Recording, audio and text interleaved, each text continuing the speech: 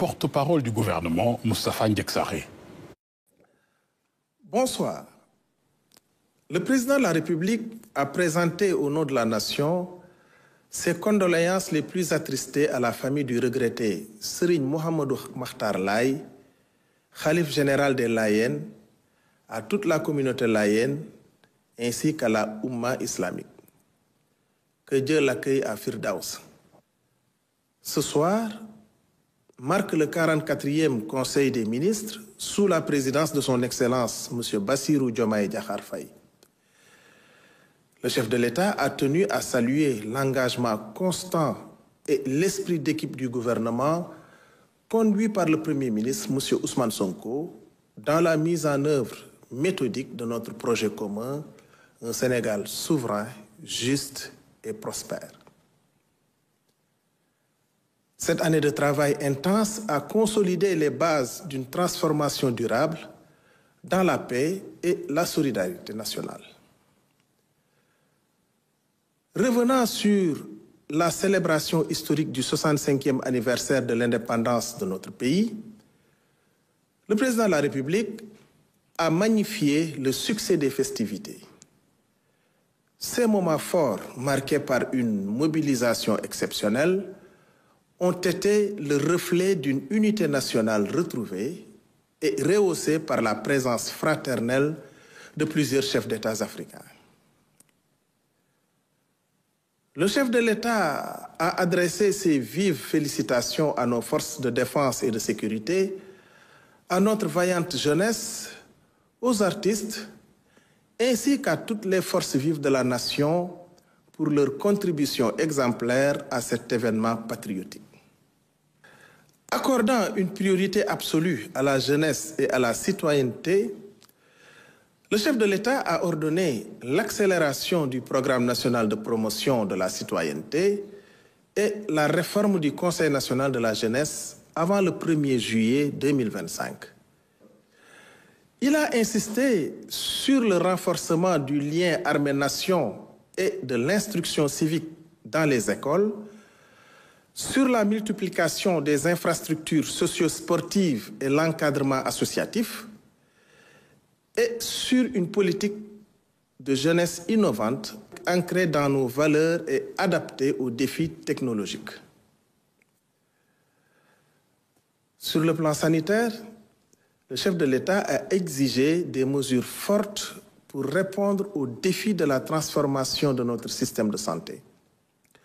Parmi les priorités fixées, finaliser la réforme hospitalière et moderniser les CHU, lutter contre la vente illicite de médicaments et les pratiques médicales illégales, renforcer l'industrie pharmaceutique locale et la souveraineté vaccinale, optimiser la carte sanitaire et recruter massivement du personnel médical.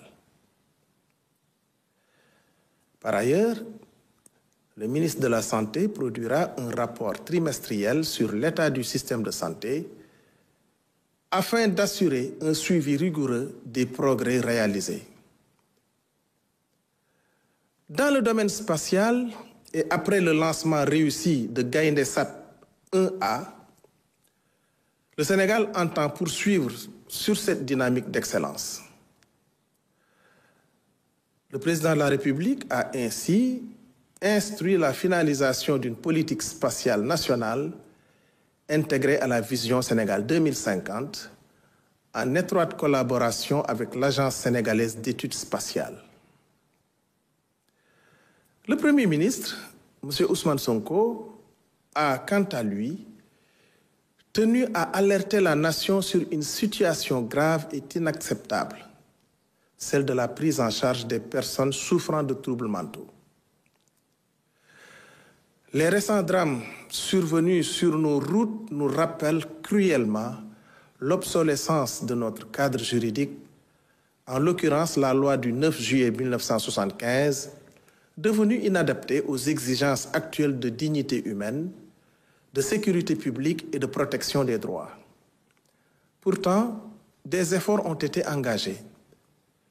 Le plan stratégique de santé mentale 2024-2028 doté de 17,9 milliards de francs CFA, vise un accès universel à des soins de qualité sans stigmatisation. Mais les obstacles persistent. Manque de structures adaptées, errance des malades, financement insuffisant et retard dans les formations de professionnels. Face à ce constat, le Premier ministre donne des instructions claires. Premièrement, les ministres de la Santé, de la Justice et de l'Intérieur devront finaliser, avant le 30 août 2025, la réforme de la loi de 1975. Cette réforme devra notamment humaniser les conditions d'internement, simplifier la prise en charge des malades en errance et renforcer les capacités de structures spécialisées. Deuxièmement, le ministre de la Santé et de l'Action sociale lancera une vaste campagne de sensibilisation pour mobiliser les familles et les communautés, car la santé mentale est l'affaire de tous. Le Premier ministre souligne enfin l'exigence d'une mobilisation sans délai. C'est une question de justice sociale, de sécurité publique et de respect des droits fondamentaux. Je vous remercie de votre attention et vous souhaite une